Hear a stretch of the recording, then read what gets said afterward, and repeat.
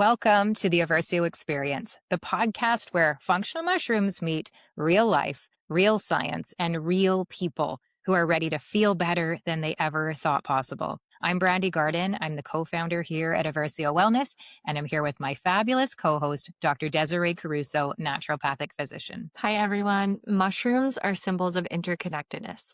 And every episode, we are here to connect you with the health, the wisdom, and the science that fungi have brought us on our own journey to this moment. We believe functional mushrooms are critical to the maintenance of our physical well-being, our mental clarity, and our collective vitality. These organisms have sustained life on this planet for hundreds of millions of years. And it turns out they have a lot to offer us too. Yes, and our ancestors knew this. They had deep, intuitive, cultural connections to mushrooms long before modern science caught up. And yet today, in a world where we should know better, fungi remain understudied, undervalued, and wildly misunderstood. And that is exactly why we're here, because Aversio means change, and it's our mission to change lives through fungi. There's a mushroom for every moment. And we're so glad that you are here to share this one with us. Let's dive in. Okay, I have to start with a question. And Desiree, I didn't warn you about this one. When was the last time that you felt truly abundant? Like not rich, not successful, but abundant. Okay, well, I try to incorporate the energetic frequency of abundance into my life at each day. But I would say like the most abundant day that I experienced recently was when I got married in July. I knew you were going to say that. See, that's exactly why we are doing this episode. That's okay. it. Okay. Tell people what we're actually talking about today. In case you didn't guess it, today we are talking about abundance. I feel like it's been the word of the summer for me. I know for you too. And not as like a vision board word. Remember when we used to do that? I have so many vision boards. It all came true. It might actually work. But this is like an actual mindset that changes how you make decisions, how your body responds to stress. We're always talking about it. I love how much you've been talking about it on your Instagram lately. How you receive things. I think even today you talked about, is your vessel capable of receiving? Do you have capacity is this word? And honestly, about how you build a business or a life that doesn't feel like you are gripping on for dear life the whole way through it. That's what it is for me.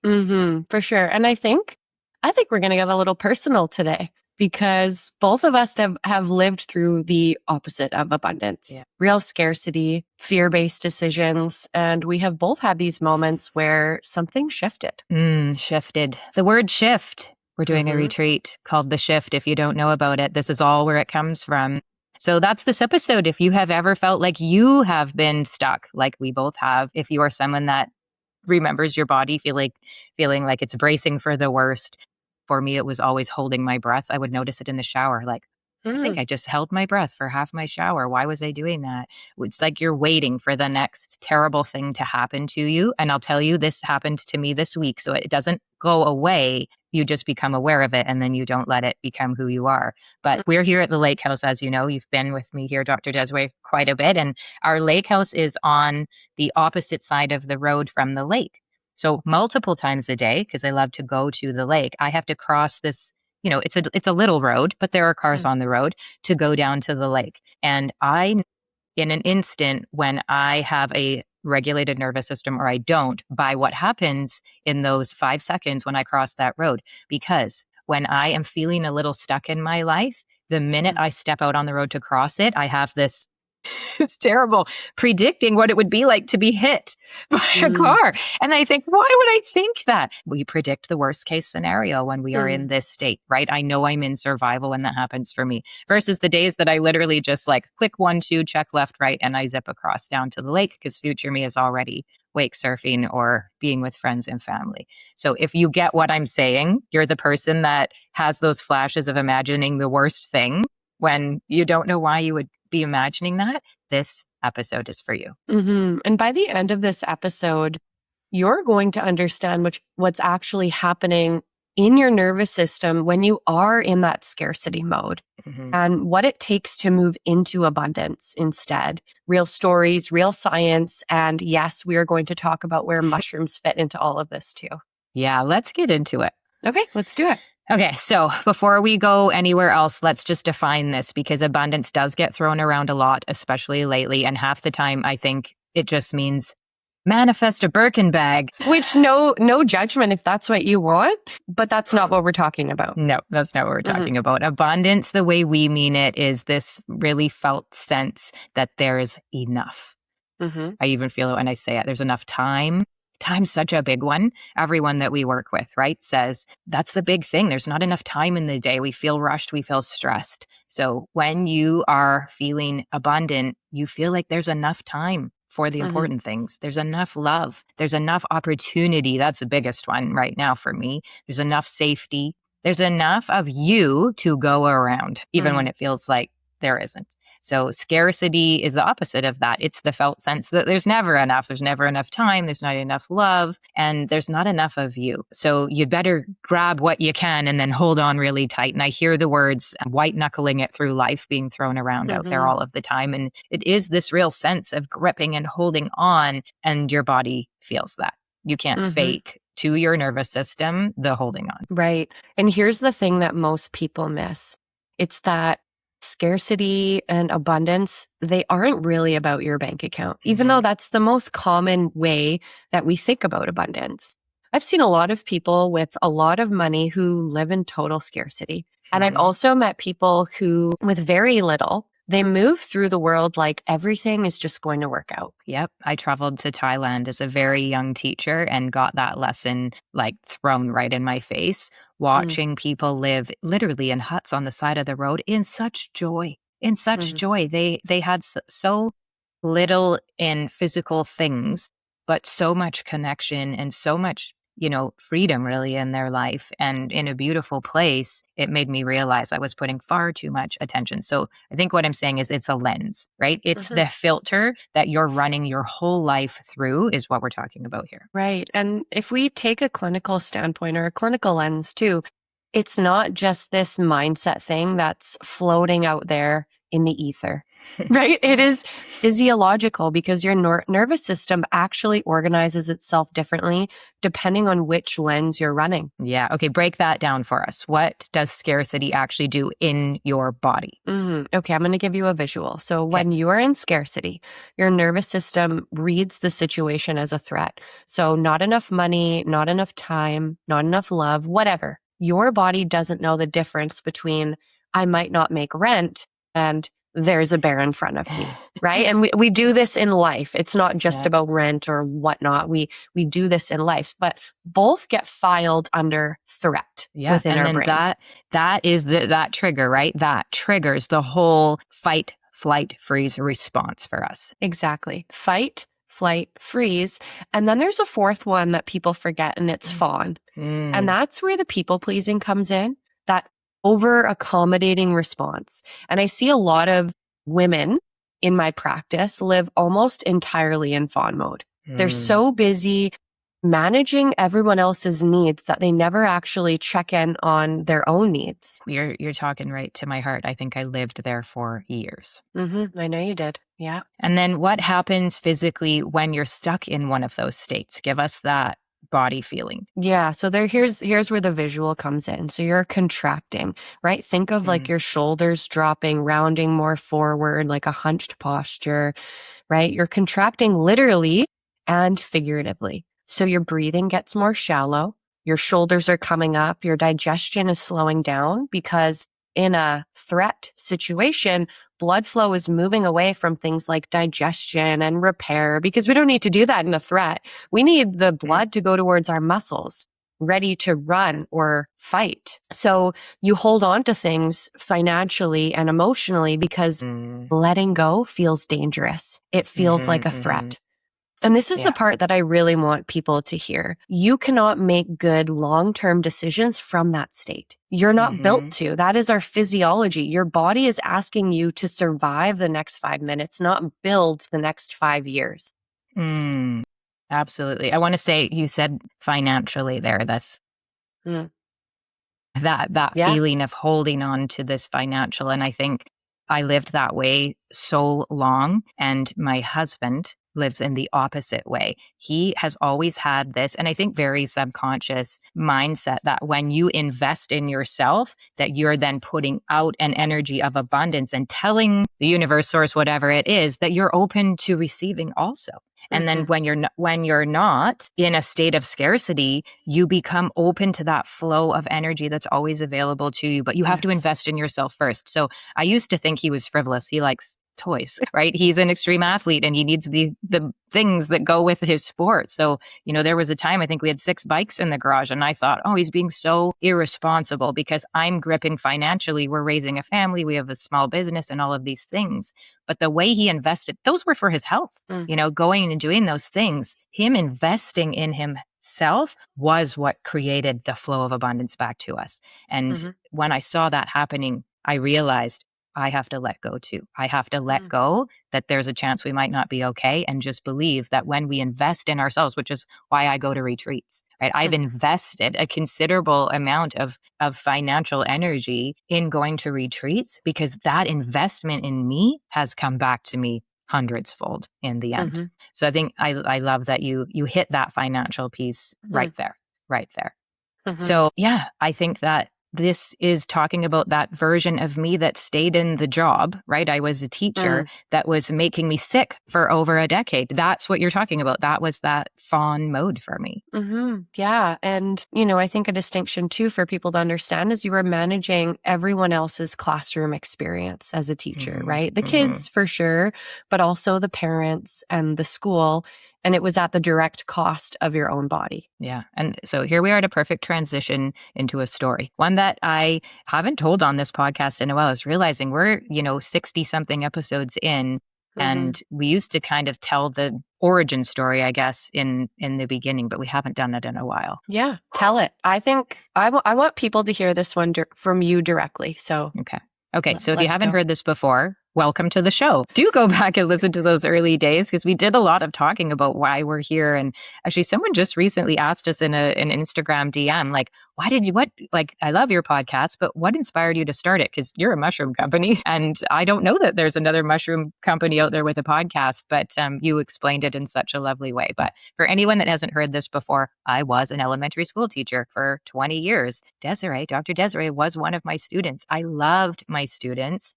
I did not love what was happening to my body during that time. Yeah, you had an autoimmune condition. Yeah, I did. And I was managing it the conventional way, very conventional medicine way for many years. Medication that really kept things under control on paper for me.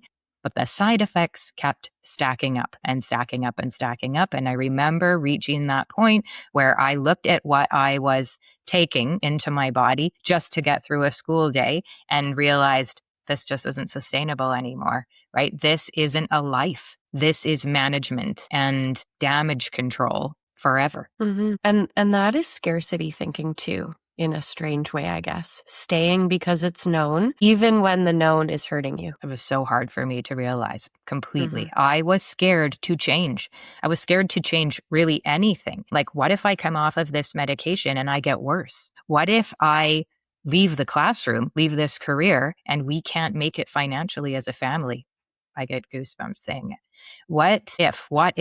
There were so many of them. I could have filled a whiteboard. Every question was rooted in fear of loss for me. Walk me through what that actually looked like day to day, because I think people hear autoimmune condition and side effects and it kind of stays abstract for some. Yeah, and it wasn't abstract at all. It was waking up already tired. It was brain fog that made lesson planning twice as long as it should have. I was the teacher that was still at my desk at 9 p.m. some nights, and everyone else was leaving at 3:45, 4 o'clock, and I couldn't figure out why. It just, everything came slower to me because I was in that brain fog. It was sitting in my car in the school parking lot some mornings, just trying to find energy to get up and walk in, thinking, I guess this is why I have to become a coffee drinker, even though I don't drink coffee, because maybe that's how they're all doing it.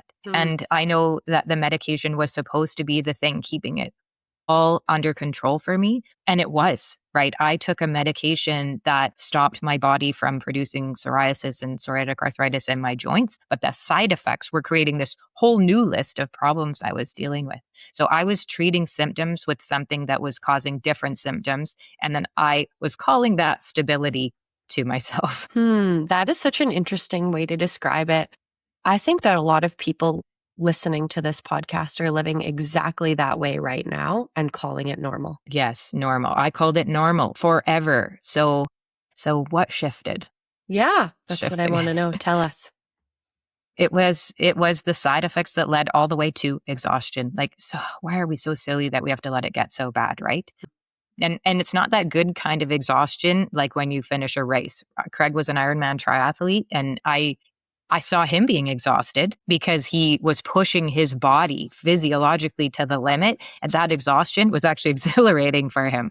And exhaustion can mean different things for different people. His exhaustion after finishing a race was in a feeling of abundance. Like, I have a body that can do this. What an opportunity. And my exhaustion was not. It was the kind where staying the same finally became scarier than the changing that I feared so much. I started looking into natural medicine at that point. I started asking questions instead of just following this protocol that I'd been handed by people that I trusted. And then step by step, I was able to come off of my medication. I was able to step out of the classroom that I loved and still, so much respect for teachers, but the body I was in and the life I'd created, it couldn't stay that way. There had to be a big change.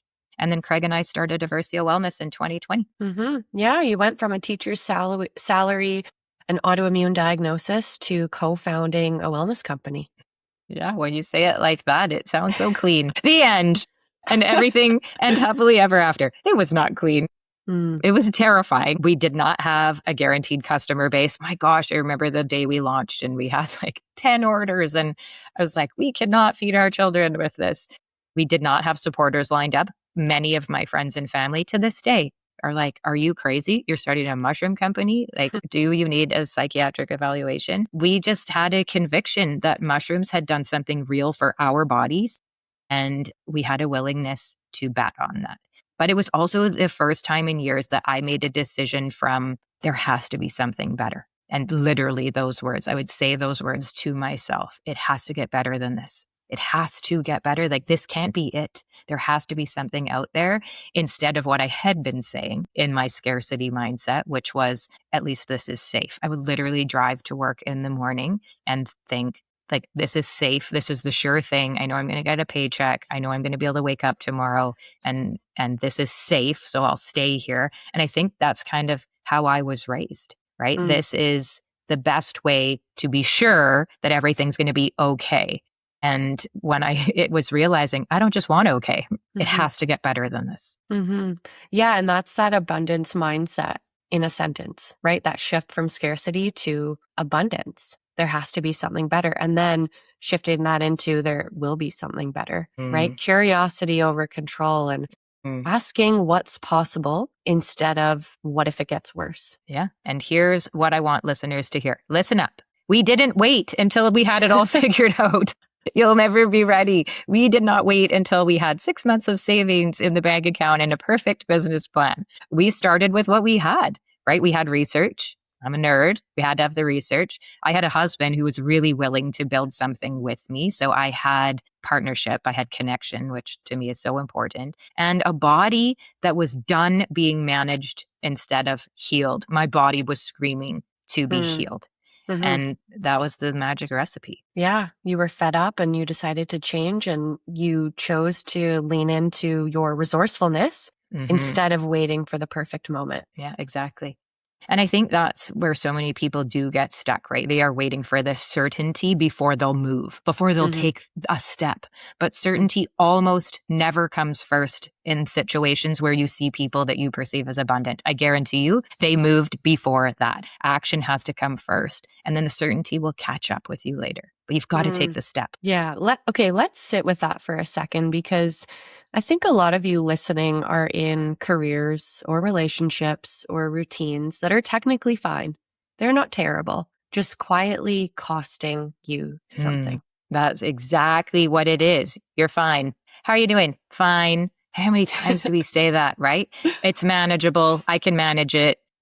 And also slowly making me worse is what we hear you saying in the background. That's why people come to us, right? I'm fine. I'm managing, but the way I'm doing it is slowly getting me to more of what I don't want. We want to know, like, what would you say to somebody who is in that exact spot right now, listening to this and recognizing themselves in it? I think I would say pay attention to what you're calling fine. Sometimes fine is just fear wearing a really comfortable tracksuit. People think they want comfort. And I'm like, do you really value comfort? Like, on all the things you could choose is what you value. Is comfort it? Because I don't know. And then I would ask, what's the actual evidence that leaving something that's not working for you would be worse than staying? Do you actually know? Like, is there evidence that that would be bad? Because when I finally asked myself that question honestly, I realized that I'd never actually tested it because I was afraid to put my toe into the river of change. I was afraid to get up from, and I mean, I was not, to anyone else looking outside of us, we were doing the thing, right? We were the $1 million family, right? Happily married, a son and a daughter. We had these beautiful careers. It looked great on the outside, but I never tested anything different than that was just the routine day. I was scared of a version of the future that I'd invented, not one that I'd confirmed. Wow. Okay. Well, that's going in the show notes. Okay. Your turn. Because your story is a completely different flavor of ice cream, right? And I love it so much. And maybe the age difference, but also I think the era that we grew up in, right? Your mom is close to the age of me. And I watched you be raised for a short time. And I just, let's go to your story. It's such a good one. Okay.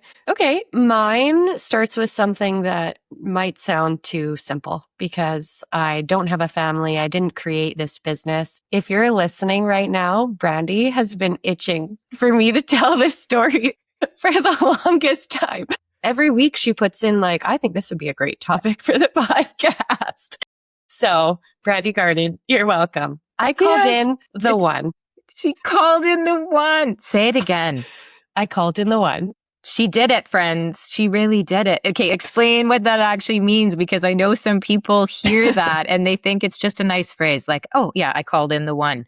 You did the thing. Yeah, and we'll relate we will share how all of this relates back to abundance, because it's all the same principles, just different areas of your life. But it is not passive. Like, calling something in or someone in isn't sitting around hoping like, oh, I'm calling in or I'm manifesting, but I do nothing to actually get myself that way, right? We've heard of those people. It's deciding what you actually want, getting very specific about it, and then living as if that's already the standard that you hold for your life and you have it. Like, you are abundant. You have this thing, you've achieved whatever it is. So for me, that meant getting honest about what I actually wanted in a partner instead of what maybe in the past I had settled for. We all have settled in some way, shape, or form in our lives. And I didn't want to settle out of scarcity. Yeah, which is its own form of this, lack kind of thinking, taking whoever shows interest in you because you don't want there to be a time when maybe no one else will, right? That's the worst case scenario. And I think so many people who are not attached, not in a relationship right now, have had that thought as they're sitting on the couch, eating their potato chips, watching Netflix, thinking, I'm calling in the one, I'm watching a show about love, so I'll just manifest it from here. And you're living proof it does not work that way. Yeah, exactly. It doesn't work that way. And I was at a point in my life where I was evaluating all the things and I got really specific. I actually wrote a list, and I revisited this recently. I wrote in the notes app in my phone all of these qualities that I thought, I had gone through a breakup prior to that, and I felt I'm ready for this. So what are the qualities that I want in a person? It's not what I think I want. It's not what society tells us we want. What would actually make me happy based on the lived experience that I have? Because typically what we think we want and what would actually make us feel happy, joyful, and fulfilled are really different. So I got clear. I wrote that down in the notes app of my phone.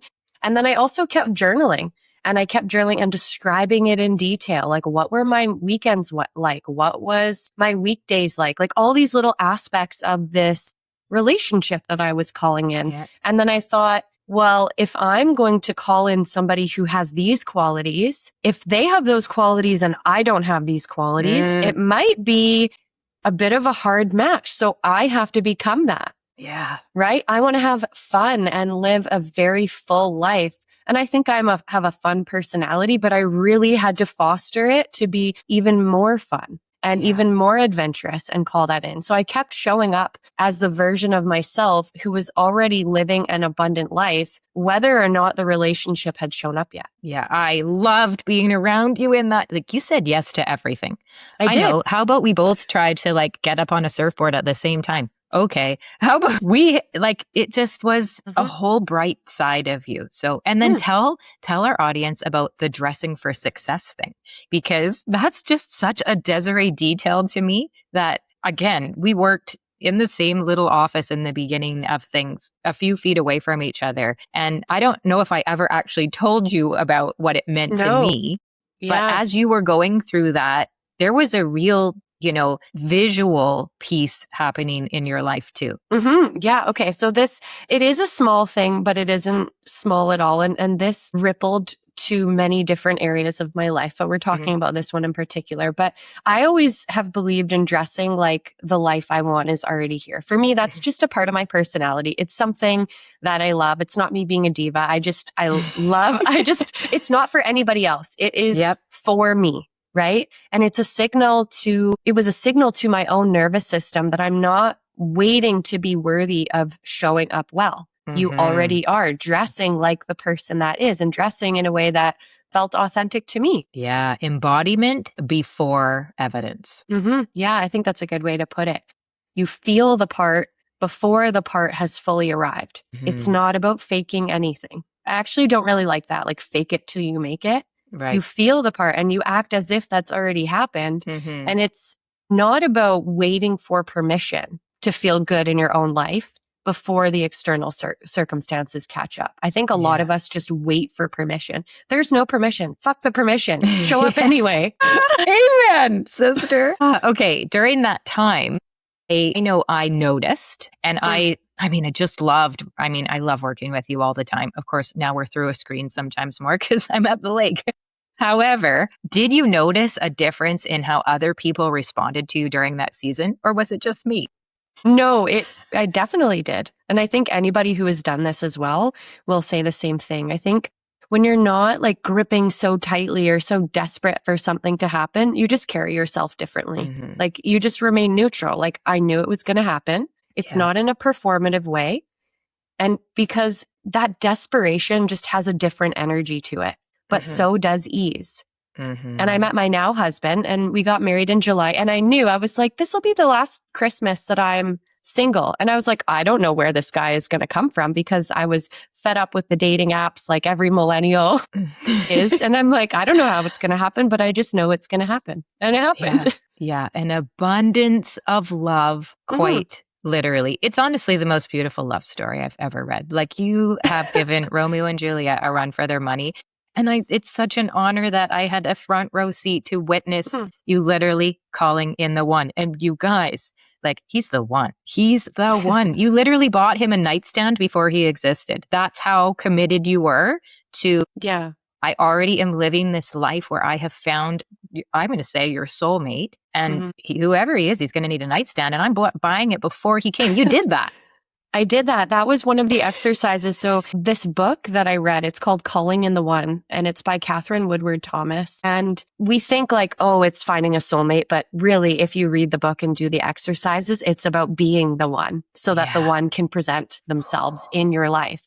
And that was one of the exercises. Like, this is specifically for like a romantic partner, but you can apply these principles to anything in your life. And one of the things she's saying is, okay, you want a partner and you want to share your life with somebody, but do you actually have room for them? Like, do you have room in your dresser for them? You have a nightstand, but do they? I'm living in this small place and I'm like, oh, okay, something that I didn't even think of. Sure. Yeah. Creating a small these place things with in your mold. life. Like, well, You had to get out of subconsciously. Maybe the mold came to kick your butt out of there and say, no, this place isn't going to do. Like future you doesn't live here. So we're going to send you. I love it when our obstacles become opportunities. That was a really tough one. Yeah, it was. Yeah, which we will get into in an upcoming episode. We'll get it all into the weeds there. Yeah. Okay. Mm-hmm. Yeah. So, I mean, here's the thing about that whole season 2. Like, it wasn't just about romance. It was about deciding that I deserved to stop settling in every area. And I think for you listening, you're probably excelling in quite many areas in your life, but there's always like one area, right? Where you wish you could be doing better. And there's this quote that says, how you do one thing is how you do everything. And I really like took that into my life, just like you and I have talked about the values, how we've said, okay, what are your values? And we really value that in some ways, but are we fully valuing them in all the ways? Right. And so for me, I really applied that to my life. And that's actually what led to that next big shift, which was how I structured my own work life as well. Yes. Okay. So tell them about the 2 and 4. Yeah. What's happening for you with your work life? Totally. So I practice as a naturopathic doctor. You've probably heard me say I'm a licensed ND, but you've also seen me here at Versio. I love the work that I do as a naturopathic doctor. And I know that is something that I feel deeply called to do, to serve other people, to help them have healing and the healing they want. And it brings me so much joy and fulfillment that I'm so blessed and grateful to do that. It's meaningful, it's hands-on, but I also really love what we're building here and how we're reaching people. And I love working with our team because our team has felt like family. And so my route, I guess you could say, to practice has been very unconventional. You go to school, you go into a clinic, and you do the stuff. And for me, it's kind of backwards, where I'm joining this team and learning about all the things that we're learning about. And there was a lot of pressure in some ways from external forces of like, you need to choose. You can't be both. And I think a lot of us are, experience this crossroads where we need to make a decision and it's one or the other. And I felt like I had to choose, but I just listened to my intuition of, do I need to choose? Like, let's just sit here and the opportunity will present itself. But I just need to feel abundant and focus on the things that I love about both of them. Yeah. And abundance didn't mean pick one lane and going all in, just going all in on me and the elements that I loved and forgetting about how. Yes. Right? The how will present itself, just like it had for calling in the one and other things. Yeah. And I sat with you through that, feeling like you had to choose. And for Craig and I, as your colleagues, but also as friends and feels like family to us, we would have the side conversations of like, are we holding her back? Right? Like we sincerely want what's best for everyone on our team. And if what was best for you was to leave Versio and go and start a practice so that you could heal people, like would we ever stand in the way of what you're here to do? So I remember those conversations sitting on the couch in Craig's office, and there were tears of us, trying to set you free, but also making you feel like you were welcome to stay if that's what you wanted. They were such hard conversations, and there were more than one of them to say, what do you want? And how can we help you do that? And I love that line that you said. And so many people, I think it, that abundance is picking one lane and going all in. And to me, that is scarcity thinking dressed up as focus. And it's not the way. It wasn't the way for you, and you're such living proof that it doesn't have to be that way. Yeah, exactly.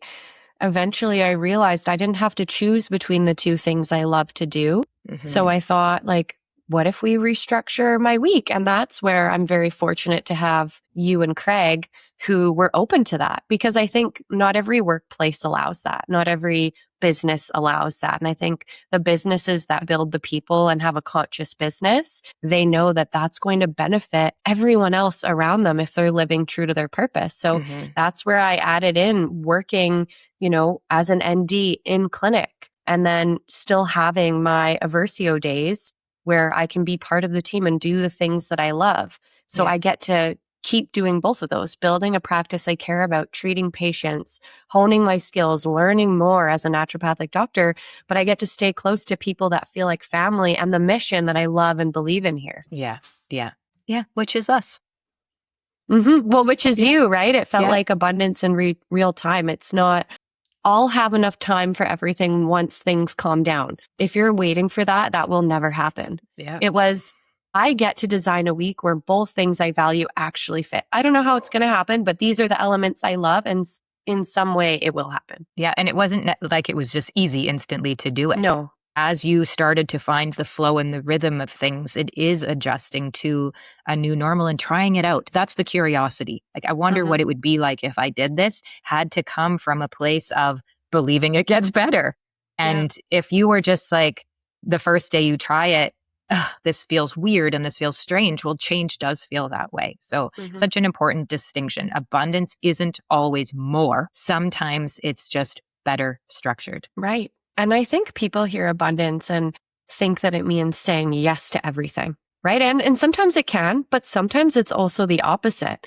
It's saying yes to fewer things on purpose so that you can actually be present for them. I think that's such an important little nuance, because so much hustle culture tells us that abundance is more hours and more output and more hustle, right? And I thought that in the beginning, like, entrepreneurship, this is not what I expected. I'm going to have to work 16-hour days for the rest of my life to make this work. But what you're describing is almost exactly the opposite.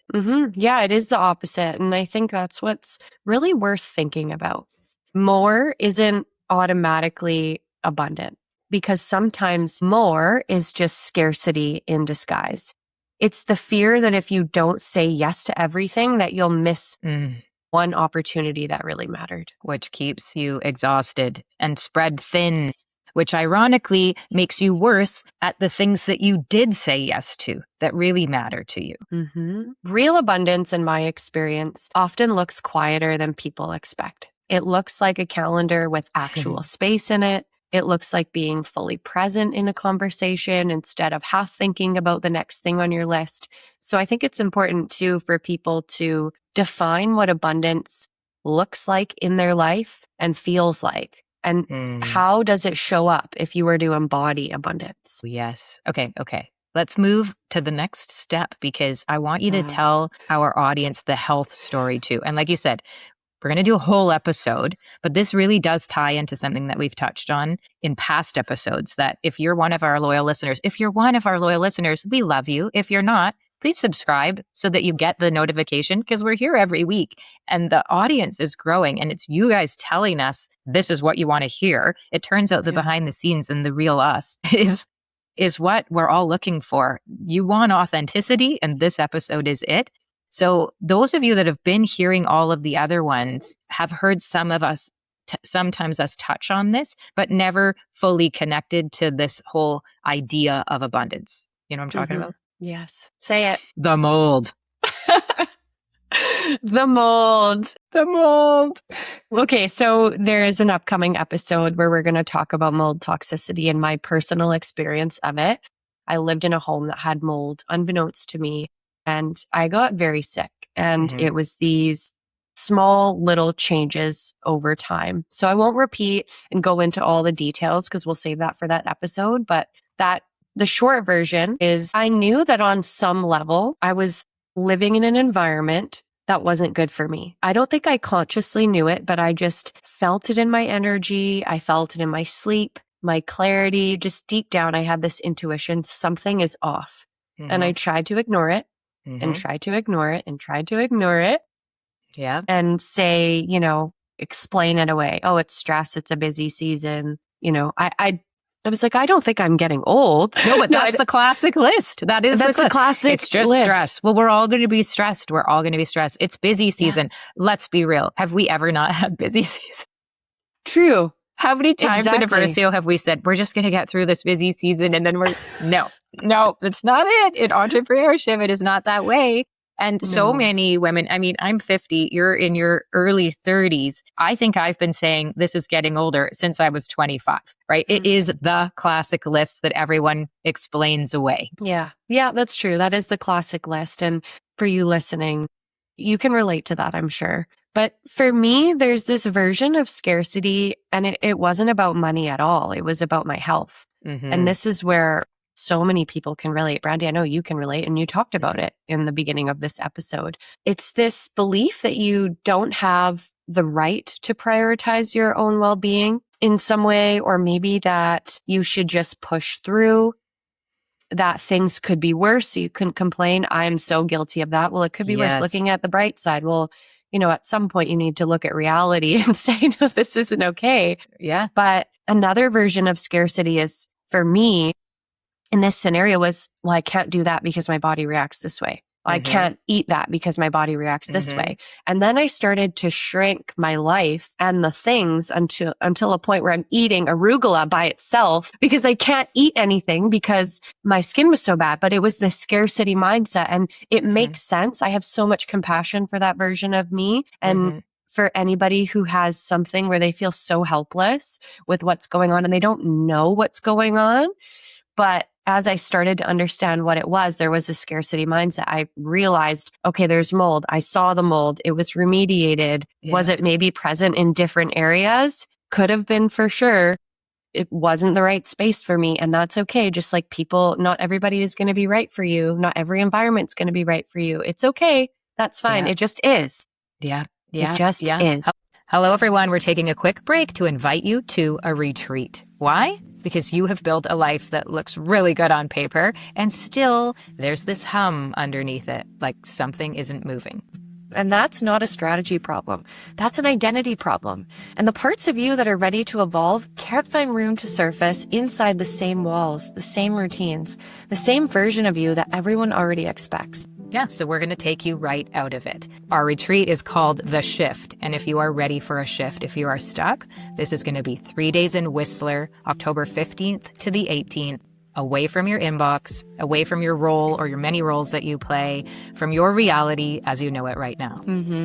And inside that space, we're going to walk you through the program Change Your Mind, Create New Results. It's Dr. Joe Dispenza's program for uncovering the patterns running underneath everything.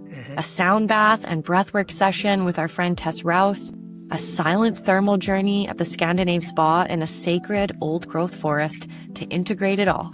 Take me there right now. And we're going to feed you all your meals over the whole weekend. Beautiful food from the Pan Pacific in Whistler. And when you leave, you're going to leave with real tools and a pretty awesome swag bag. And you're going to leave with us walking alongside you afterward, because we really believe that integration shouldn't stop when you leave a retreat. So for a month after, you're going to meet with us every week to make sure that the work you did at the retreat, the things you learned at the retreat, you actually know how to bring them into real life. We're going to hold your hand through that.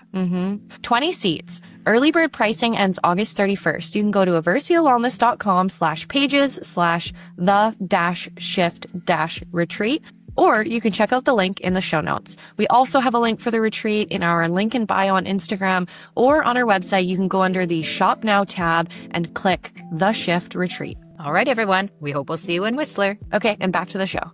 And watching you go through it, like there was a mama bear in me watching and thinking you were okay because you put on such a brave face. Like that whole things could be worse, so I shouldn't complain. You literally filmed this podcast. You did photo shoots. You showed up and you never complained, which is such a common story for women specifically. We will minimize our own symptoms constantly for the comfort of others. And I watched you do it. Yeah.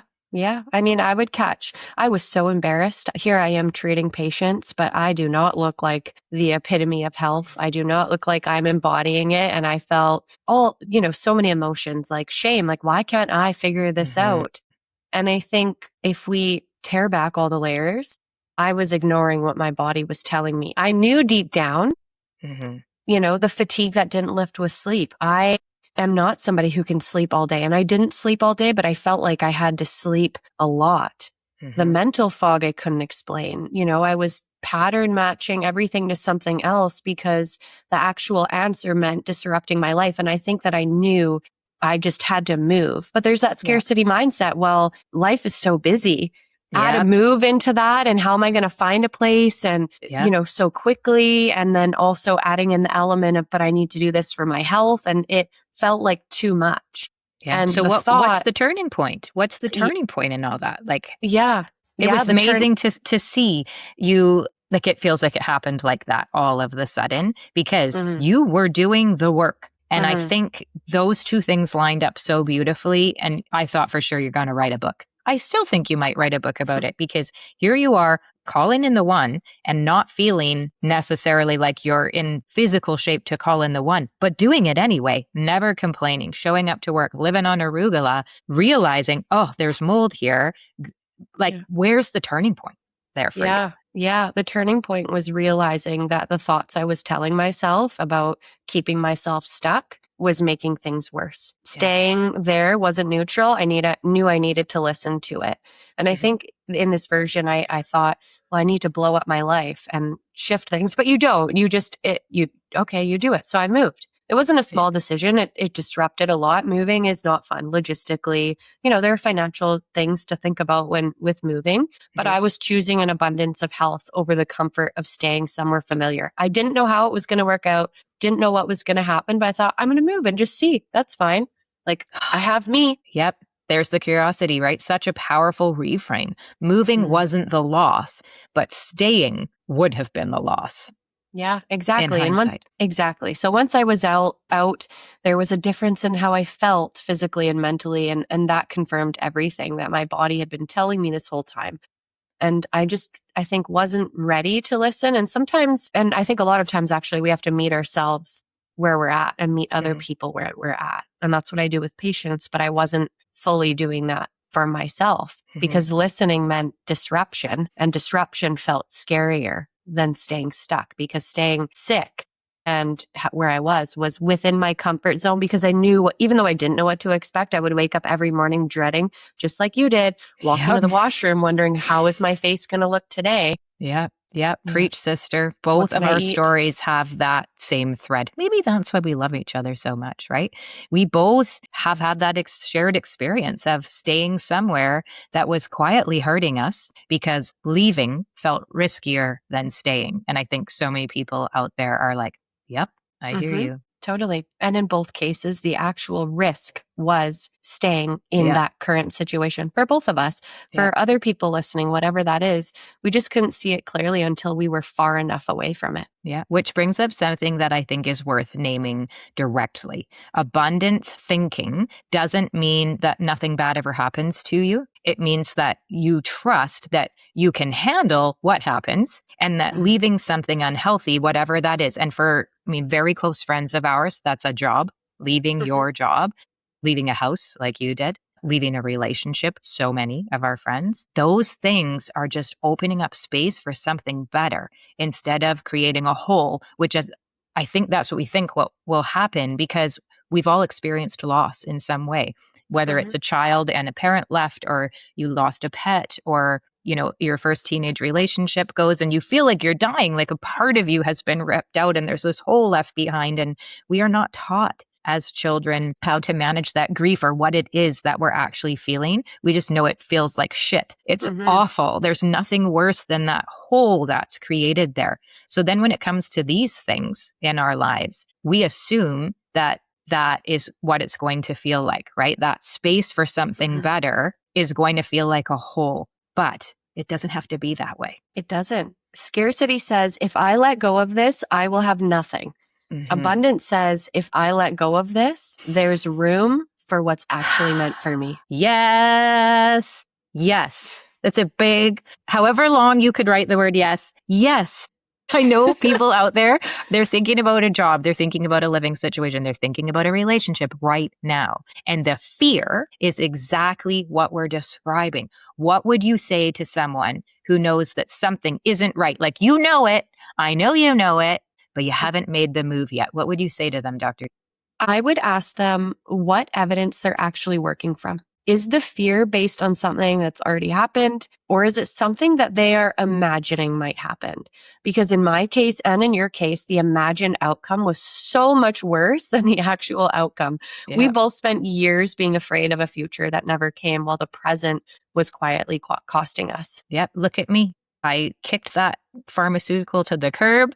And I didn't get worse. And I'm not someone who's saying I'm never going to take a pharmaceutical again, but like 13 years of consistent, very high dose pharmaceutical use was my living in fear. that I had to have that in order to be well. Live in proof. When I said no thanks, the job that I had, I loved being a teacher, but my body didn't love that life. And here I am in a career that is crazy. We're not going to lie. We put in the hours, we do the things, but we're creating it. Like, look who I get to work with. Look at how the day is structured. There's so much more fulfillment, right? It's not about chasing happiness. We're not meant to be here and be happy all of the time. We are meant to feel fulfilled. And if you are not feeling fulfilled right now, something's got to change, and it's not going to be easy. It's going to feel scary to dip your toe in and take that first tiny step, that little bit of action, that, what Desiree did when she said, I'm buying the nightstand and I am moving out of my house and I'm going to, do a couple of days in my practice and stay with Versio and do the crazy thing that no other ND is doing out there. But she didn't do them all in a day. And I didn't do mine in a day. We did those over really the course of a couple of years. And we want to say that to you because we're evidence that it can get better. It can all work out. So I want to go a little deeper on the receiving piece. And like I said, you've been talking about it a lot. If you're not following Dr. Desiree Cruz on Instagram, are we even friends? Please go follow this woman because I just soak up every word of wisdom that you're out there sharing really truly from your heart. And you talk so much about this there. And I think it's where a lot of our listeners really do get stuck. Even people who are good at working hard. We see you out there hustling and grinding. They're good at giving. We have got a lot of givers in this community and really good at showing up for others. But I think that I want you to go a little deeper on that receiving place for all of those people I just talked about. Yeah, this is a really big thing in my practice and for a lot of the patients that I see, but I really see it in women in the 35 to 54 range because they're running households, they have careers, they're maybe in the sandwich generation with aging parents, but also growing kids at the same time, and they are the overgivers. The overgivers, yes. Yeah. So here's what's interesting. A lot of these women would probably tell you that they believe in abundance. Maybe they'll say affirmations, they will do the envisioning exercises, but when an actual good thing comes their way, could be a compliment. Maybe it's an opportunity. It's help from someone. They deflect it. Yep. It's nothing. I couldn't have done it without so-and-so, without this person that clearly is the reason for all of my goodness. Or, you really shouldn't have. Yeah. We've all said that. We've all said those words. Why do we do that? Yeah, all of it. I think it's really scarcity at the level of self-worth, right? It's the belief maybe that you haven't earned the good things yet. So you'd better minimize it or give it away before someone realizes you don't deserve it. You're seeing me right now, sister. I did this constantly in my old career. Someone would offer to help me and I'd say, no, I've got it. I am good. I am fine, actually. Even when I very much did not have it. I'm fine. It's fine. I would say I struggle with that too. I don't need help. No. Everything's burning around. No, I'm good, right? And I think it's because receiving requires believing that you're worth the investment. And this is a skill, right? It's hard to learn, but there's also this deep layer of resistance. It's not, can I afford this? But it's, am I worth this? Yes. This just brings me right to our retreat. I keep saying it, the retreat, but it's because the reason we're hosting an in-person retreat, if you didn't know. The reason we are is because we have benefited so much from those experiences and we see you in our community and what we really think would value you. And I think so many people will say no to this retreat because of those words. I can't afford this. But what you're really saying is, I'm not worth this. And I think that's the piece that hits the hardest for me because I was so that girl. I was raised that way, right? You can tell someone all day long that they deserve rest, that they deserve help, that they deserve a nicer version of something. And if they don't believe it underneath, none of it lands for them. None of it. Yeah. There's a saying, buy nice or buy twice. And you can invest in the small crappy things out there, the $7 online course and the things, and you're just repeating to yourself, that's all I'm worth. I'm worth $7. That's what I'm willing to invest in my growth, in my personal development. And you believe it. Your brain believes what you do. You do not get what you want, you get what you are. And if you are someone who is cheapskating yourself, that's the message you're sending to every neuron in your brain. None of that will land to you or for you until you change the mindset about your worth. Yeah, 100%, because it also shows up in tiny ways too. And if you're listening to this and this is resonating, you know, you might see yourself in some of these examples. Like maybe somebody offers to carry something for you and you just say no automatically before you've even thought about it. And whether you do need help, maybe somebody praises you or praises your work and you immediately point to your team, which is generous. And there is that. But sometimes it's also a reflex to get the spotlight off of yourself as fast as possible, just deflecting it. Or you have a really nice outfit, right? Taking that in. Yeah, I'm still guilty of it. It's patterns. It is autopilot that we learned as elementary school students. And I catch myself doing it in our team meetings all the time, right? When Aversio has had a great month or something to celebrate as a team, it's so easy for me to go, that's because of, Dr. Shannon is such a genius and Dr. Desiree is so authentic in connection. And, Lori's so amazing it's so easy for us to not tell ourselves like, I was part of that too. It's this reflex to say, spotlight off of me as fast as possible and point out all of this team. And I do feel like I'm doing it because I do value generosity and I see the opportunity to be generous. But what am I actually telling real me, right? Like my inner self is listening when I do that by not taking on and I was pretty great too. Yeah. I have to consciously remind myself to say and good job to you too. So I think, right, I would love for you to explain how do people actually practice receiving? Because I think it's easy for us to talk about. And in your little, some of your posts are 6 seconds and I'm like, yeah, done. It seems so simple, but it's actually hard to do. Well, I would say first, start small, because as we keep promises to ourselves, that builds confidence, right? And confidence, that energy radiates and ripples outwards, and that has many other effects. But when someone compliments you, say thank you. Receive it. Take it in. Don't add a but.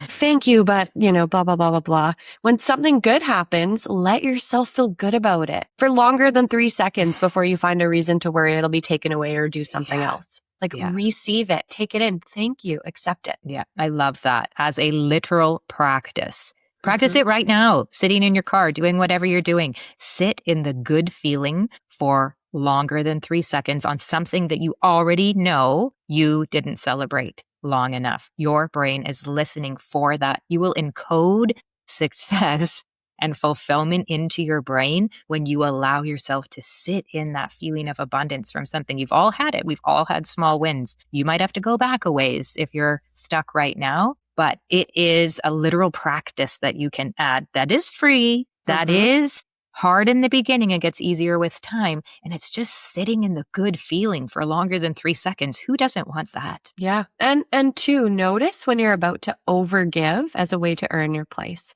Because, generosity sometimes is very genuine, but sometimes it is a down payment on feeling like you belong. Those are two very different things and they feel different in your body too. Yeah. How do you tell the difference in the moment there?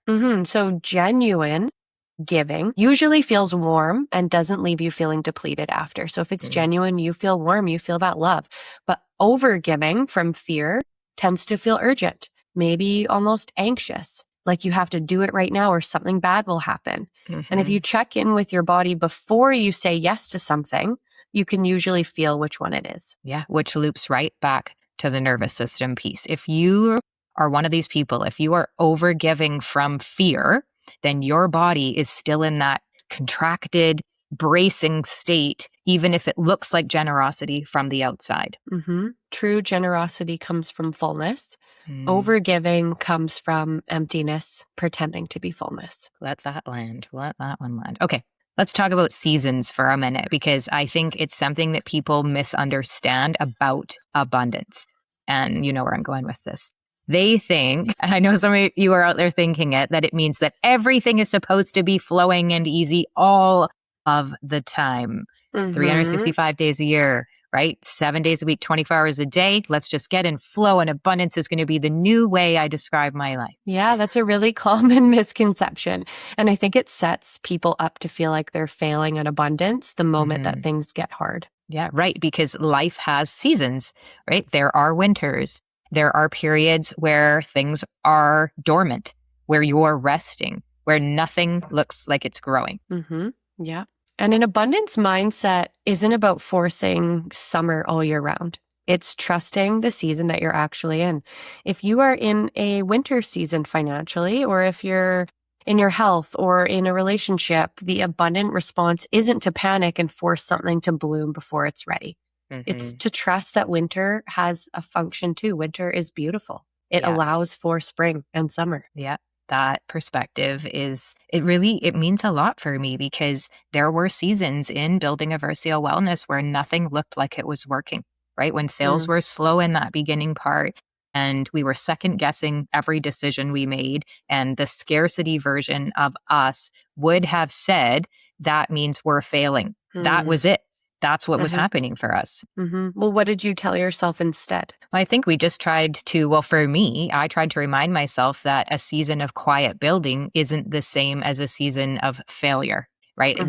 Those two things don't have to be the same. Roots grow underground before anything shows up above the surface. And I think it sounds so nerdy, but as I was learning about the kingdom fungi and really connecting back to nature after having spent so many years in the four walls of the classroom, like really disconnected from nature, you get to see this living example outside of you, right? That before that mushroom is a mushroom, there's a lot of really cool science going on underneath that we never get to see. And then you get this beautiful, abundant fruiting body that is Mother Nature's gift to all of us, full of intelligence for our health.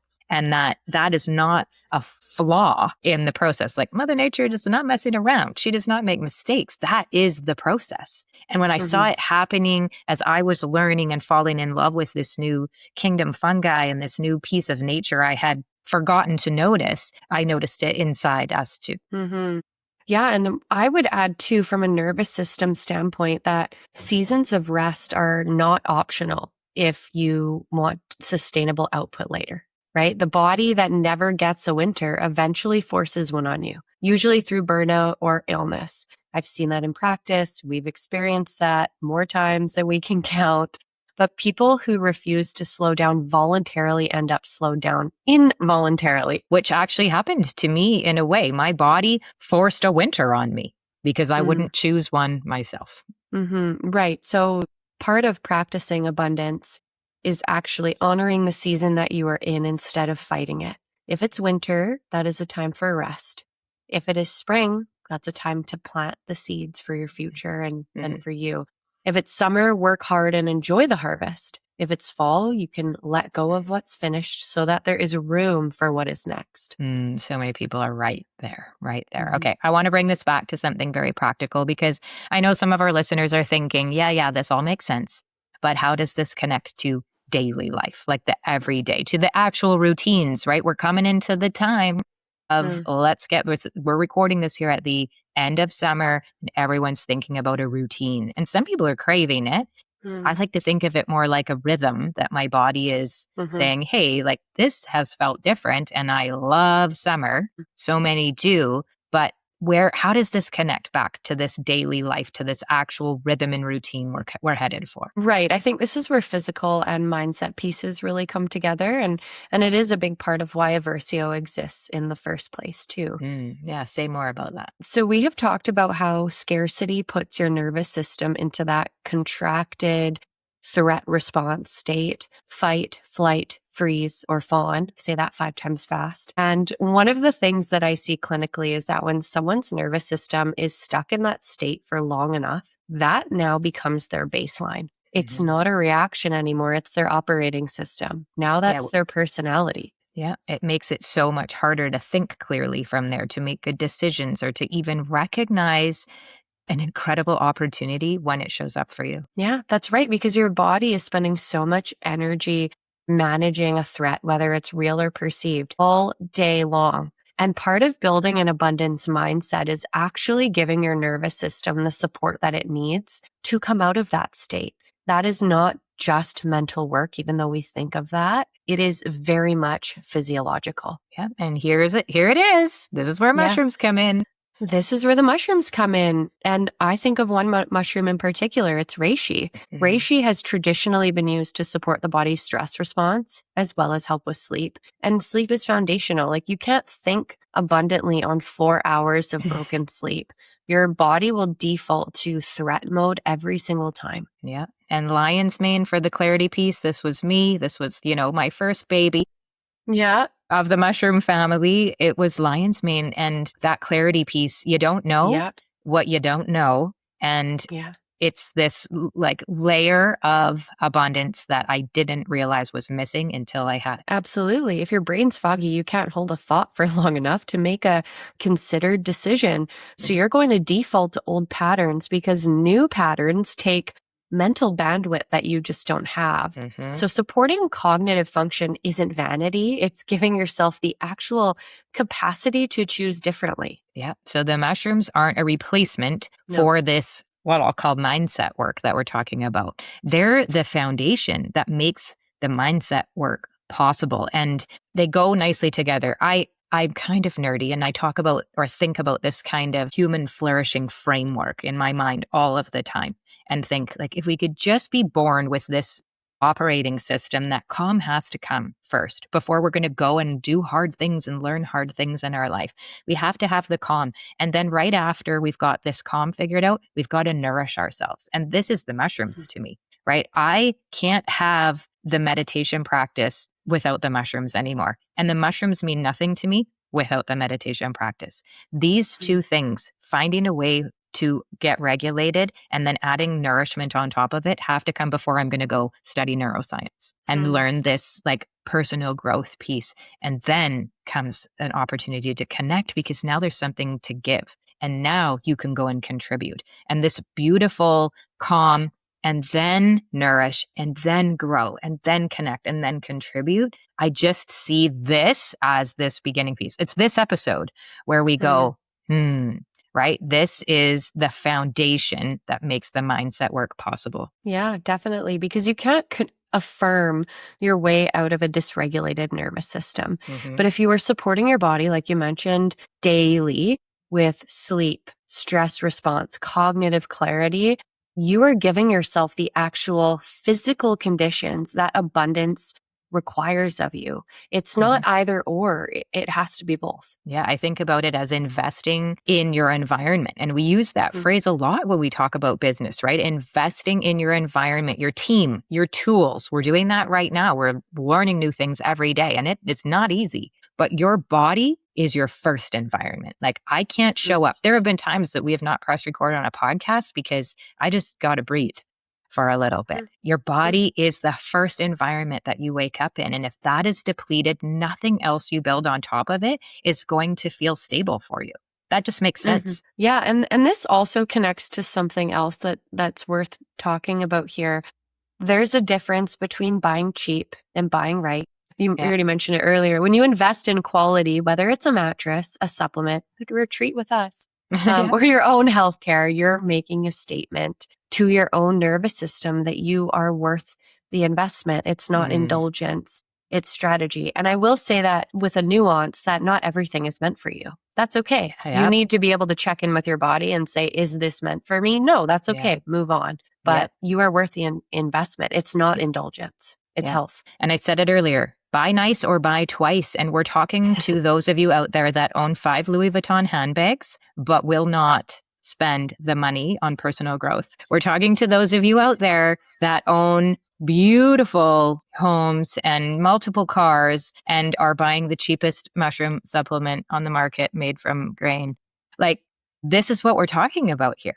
Your nervous system is getting a loud and clear message about your worth when you make those investments or don't make those investments. So if there's something that you're going to remember from this, it is and buy nice or buy twice is oversimplifying it. But I say it to myself all the time when old me goes, that's too expensive and I'm not worth it. Yet I got a husband over here who just does the thing. He does the thing because nothing matters more to him than his health. And it sounds funny, like to buy a boat for your health, but in the moment when you're out there and you're doing something with your body and you're creating connection and you're laughing and there's joy, yep, he bought nice, so he doesn't have to buy twice in so many ways. Yeah. And I think it's also too like less about the item, but more about what does this investment communicate to yourself? Yep, it's the communication. I want to ask you something that patients probably ask you all the time. Where do people usually start? Because I know they're coming to you for that. If they know their nervous system is stuck, it's in that contracted state. That's why they're showing up at your door. But they don't know what to actually do first. It's that first step. What do you say? Well, it depends on the person, but I would say there is a common theme of them not sleeping because sleep is almost always the first domino. If someone isn't sleeping well, other things just don't hold in their life. So I do usually go there to improve that sleep. And that looks like a consistent wind down routine. It looks different for everybody, supporting the body's natural stress response in the evening, as well as giving the nervous system a genuine signal that the day is over and it is safe to rest and transition. Yeah, we should do a course on that. We should. We should. Okay. And then once sleep improves, because it can improve, and if you're thinking, I've tried everything, just hold on, friends. Something amazing's coming for you this fall. But once the sleep does improve, then what? Then we really need to talk about daytime energy and clarity, because at that point, the person has the capacity to make changes. So I always focus sleep and energy. And because if we focus on that before nailing those things down and they don't have that capacity or energy, they are just too depleted to do anything but survive the day. Like something's got to give. So we start on that first. Yeah. And then it's all about energy, having energy to actually do the things and make the changes. Okay. So it's really sequential. You can't build the mindset work on top of a body that's running on empty. You heard it here. You can't do it. You would never get in your car and try to drive it without a charge if you're in a Tesla or without gasoline. You just wouldn't do it. But we expect you could try. You could try, but it won't hold. It's like decorating a house before you have poured the foundation. I love these drapes, but they look terrible beside the concrete that's going in while we're framing. So before we get to effort, I want to talk about curiosity for a second again. One of my favorite. I think it was one of my words of the year back in January when we discussed it. But I think it's the most underrated tool in this whole conversation. Okay, say more about it. Okay, so when you're in scarcity, you stop asking questions. You just react all the time. I am around people that this is their way of living. And I used to not know why. Like, why are we just reacting? But now I see it. It's when you're in scarcity that there are no questions, just reactions.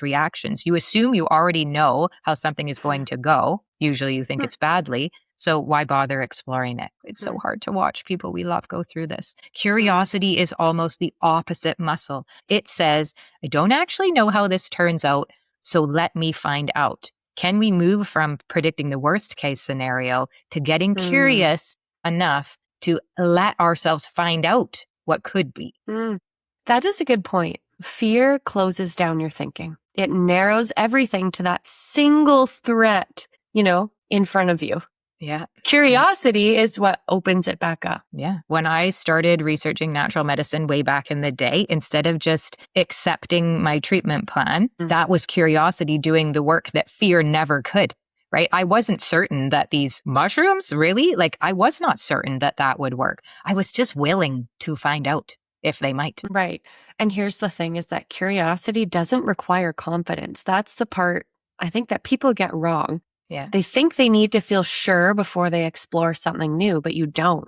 You just need to be willing to ask the question. Yeah. Yeah. So what's an area where curiosity opened something for you that certainty never would have? I think restructuring my week between being an ND and doing the work that we do. If I had waited until I was certain that it would work, I never would have tried it. I was curious about whether it could work. And that curiosity was enough to take the first step because the certainty came after from actually living it and figuring out how to tweak it even more. Yeah. Yeah. So I would say then, because who doesn't love an analogy around here? I think as you're saying it, curiosity is like a bridge, right? You don't need to see the whole staircase. You just need to be willing to take that first step and then peek at what's actually there. I tell anyone who is listening, the next time that you catch yourself assuming that something won't work, Ask yourself honestly, do I actually know that? Or have I just decided that in advance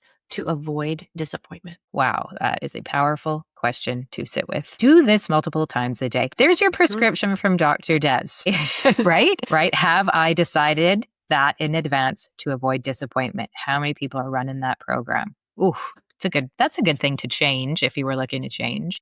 I want to give people something practical here, a way to actually work with their own story, because we all have a story. We're all so different. But I think a lot of listeners have some kind of scarcity narrative running through that they've never actually examined before.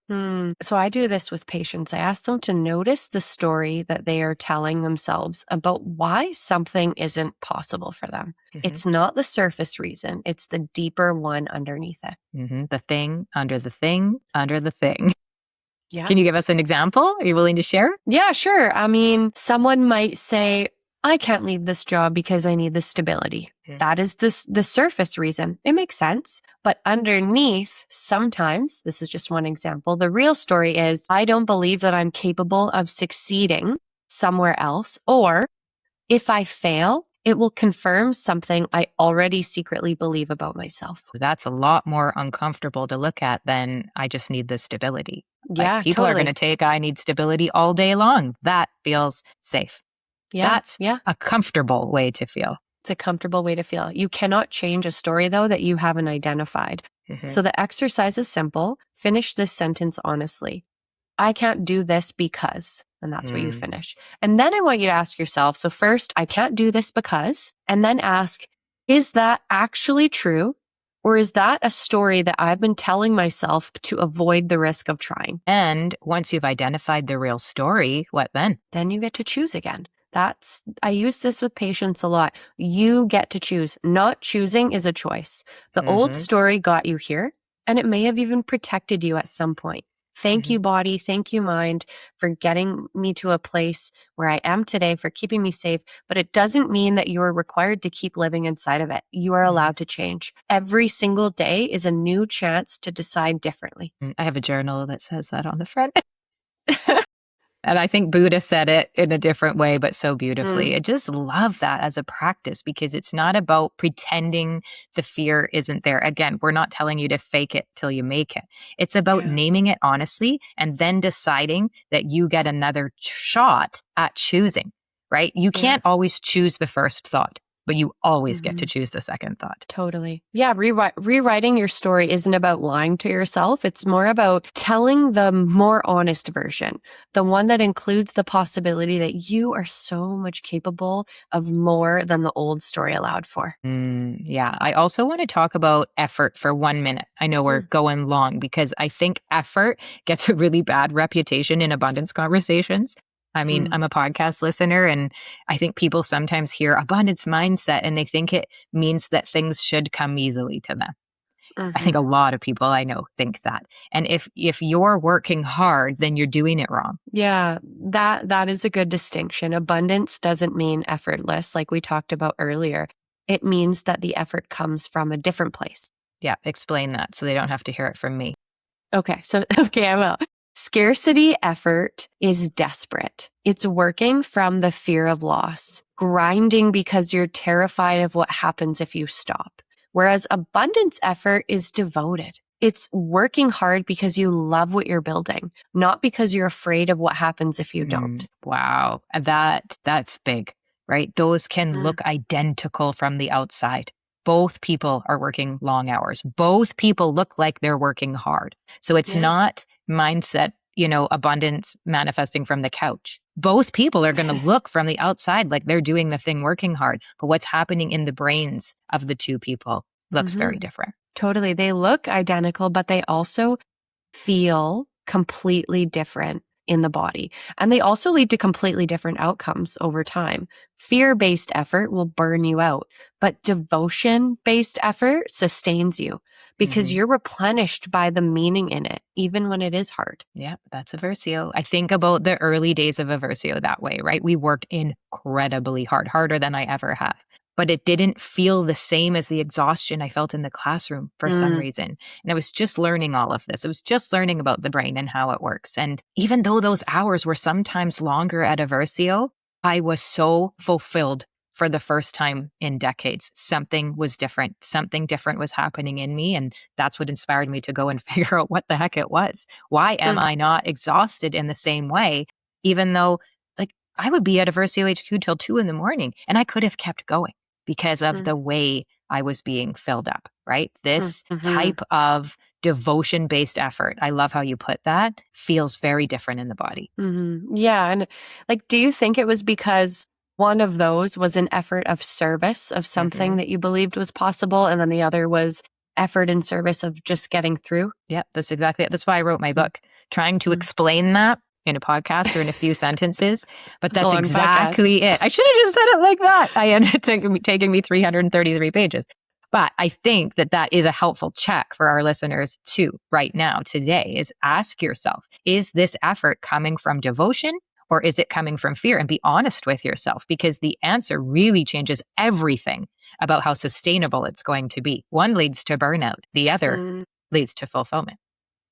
And here's a reframe for you listening. Effort itself is a form of self-respect. Showing up fully for something that you have chosen and holding a standard for your own work, that is not scarcity. It is actually one of the clearest expressions of an abundance mindset there is. Yeah. Effort as love, right? Standards as self-respect. If you say you're going to do something, do it. Not for the other people looking to see if you did it. Do it for yourself to show that what you say means something to you, right? You and I are in a challenge right now, and I love watching you. It's not easy what we're in right now. We're not going to say what it is, but like we're doing the thing. And I love that we promised ourselves that we were going to do it, and we are doing it. That is effort of, I love myself enough to stay true to my word. Feels so good every time I do it. It's actually nothing about the task anymore for me. It's about the standard of self-respect.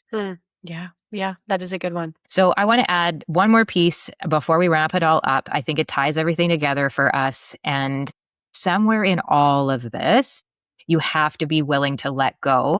I hope one person I know and love is listening, of controlling exactly how things will unfold. You do not get to know, and it's not going to be the way you thought. And that is not your job. Something else way bigger than you is going to figure out how it's going to be. You need to know what you want. You've got a dream.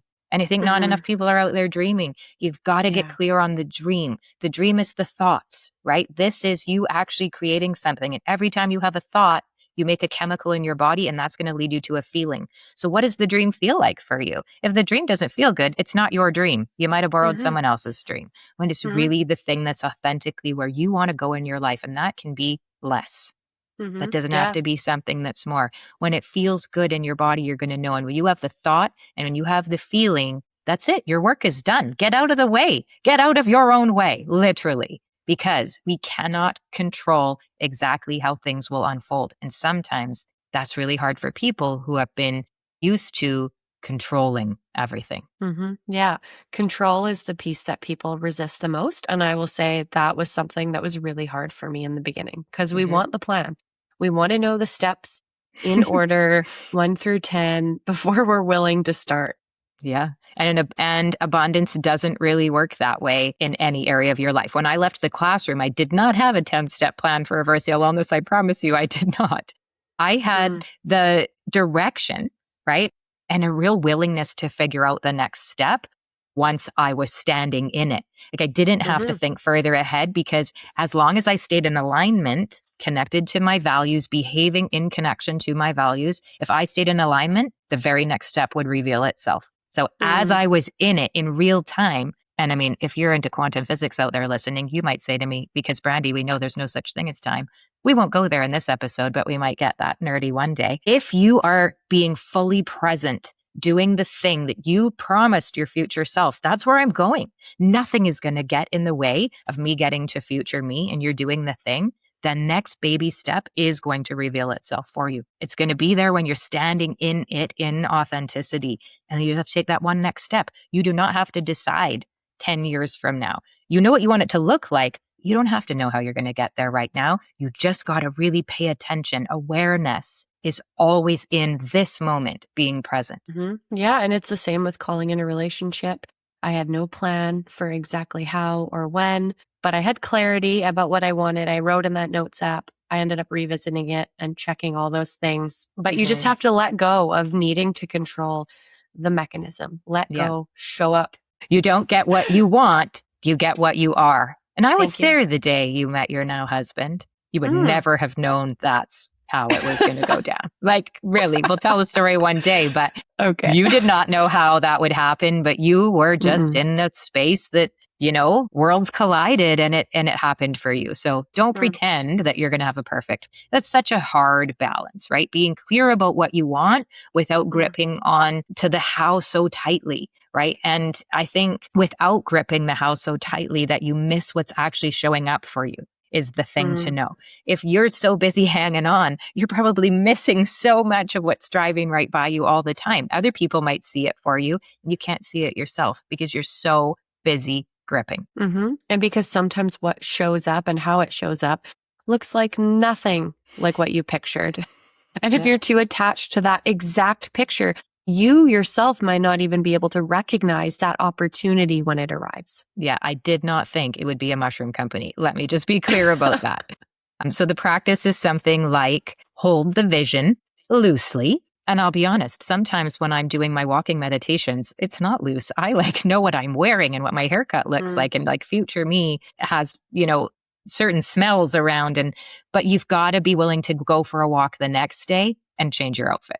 Change things. So you've got to hold this vision loosely. You can't grip, but hold your own worth firmly, right? Let the middle part stay flexible, but don't let the self-respect slip away. You are worth it. And you've got to believe that. There's a feeling that goes with believing that you are worth the best expression of yourself. The greatest expression of you already exists. Are you driving toward it? By taking these micro steps, these mini steps, staying flexible and holding the dream loosely. Exactly. Embody the feeling of where you're headed and then surrender that need to micromanage every step of the path there. So let's bring it all together because we've covered a lot. This is a big one, but so important to us. I think both of us want it for everyone. And I think that's this podcast. If we should change the name, we just want everyone to win. We just want everyone to win. I mean, when you get there, when you feel the abundance and there's nothing more to want for yourself,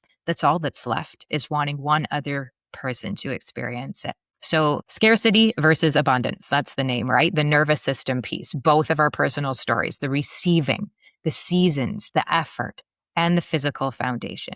So Dr. Desiree, what do you want listeners to actually walk away with today? I want them to walk away understanding that abundance is not a personality trait that some people are born with and others aren't. It is a practice. It's built in small decisions repeated over time. And I'd add that abundance often looks like discomfort before it looks like relief. So if you are somebody that says, I just want comfort, abundance might be farther away than you'd like it to be. For me, leaving the classroom felt like loss before it felt like freedom. Coming off of my medication felt really, really scary before it felt like healing. Yeah. Moving out of that home felt really disruptive before it felt like the best decision that I had ever made. Restructuring my week felt like a risk before it felt like the most sustainable thing I've ever done. Yeah. So if you're sitting there right now in a version of fine, I'm fine, that's quietly costing you something. That discomfort that you're feeling about changing, it might not be a sign that you're doing something wrong. It might be the first sign that you're finally doing something right. And if you are someone who struggles to receive, that's okay. You can start today. Let a compliment land. Maybe you should give yourself a compliment. Some of my patients really struggle with this, and I say that you need to get better at that and we'll work on it. But let help be help. Notice that when you are giving from fullness versus giving from fear, you will know. Yeah. Honor whatever season you're actually in instead of forcing a summer that isn't ready yet. Just because it's summer outside and the sun is shining, it might be winter for you in your life, the phase that you're in. You might be reading all summer long and you're going to get down to it and put in the effort and go for the thing in the dead of Christmas hustle. That might be for you. So honor what season you're actually in and stop the forcing. because if you're not ready yet, no amount of hustle and grind is going to do the thing. Totally. And check whether your effort is coming from devotion or fear, because that is going to determine whether it sustains you or it's going to burn you out. Yeah. And support your body while you're doing all of that mindset work, because your nervous system needs to actually be capable of the shift that you're asking it to make. And that's why you always hear us talk about food as medicine. And that's why we are always putting mushrooms into part of they're just food to us, that nourishment piece. You're going to need it. Sleep, stress support, mental clarity. These things aren't separate from your abundance practice. They are actually the foundation of it. I love that as our note to end on. Abundance isn't just a feeling that you chase. It is a state that you build, one honest decision and one supported nervous system at a time. Well said. Okay, before we go, if this episode resonated with you, we would really love for you to take our wellness quiz designed by the fabulous Dr. Desiree Caruso. It's a quick way to figure out where your body actually needs support right now, whether that is the sleep that she talked about being foundational. Maybe it is stress. Maybe it's energy. Maybe it's the clarity that I needed. Go take the quiz. It will just help you. Sometimes we just need people to ask us a question, and we don't have someone in our life to do that. Let that be Dr. Desiree's quiz, and the link is right below. You can find it at eversiowellness.com. That's EVERSIO wellness.com on the homepage or in the link below this episode in the show notes. Yeah. And if you want to go deeper into some of what we've talked about today around leaving what isn't serving you and stepping into something better, I did write a whole book about it. So my book is called Healing Your Body, Mind, and Soul. And it just really walks through my own version of this in a lot more detail. And some people like a story, and it's very much just written as a story. It's a very easy read. And there's also a link to that on our website. Yeah, it's wonderful. You can find that at eversiowellness.com under the shop tab for the book, or you can go on Amazon by searching Brandi Garden, Brandi Garden. Yep. And as always, you can get 15% off of anything at eversiowellness.com with the code podcast15 at checkout. Yeah. Come find us on Instagram at Eversio Wellness.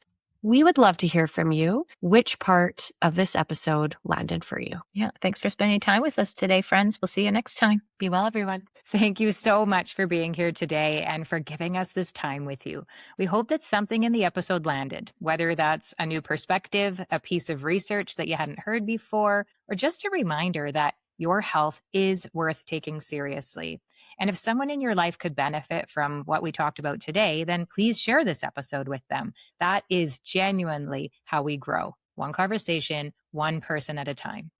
And if you're ready to bring functional mushrooms into your daily routine, we would love to support that. Head to eversiowellness.com and use the code podcast15 at checkout. It is our way of saying thank you for being a part of this community, and it saves you 15% on your order. And if you are not sure where to start, that's okay, because we have a mushroom wellness quiz on our website that will point you in exactly the right direction. And if you haven't yet left us a rating and a review or subscribed to the podcast or followed us on social media, all of the links for that are in our show notes. And we would so appreciate your support there. It just helps us reach more people who need to hear this work. Thank you so much for sharing this moment with us. Until next time, be well.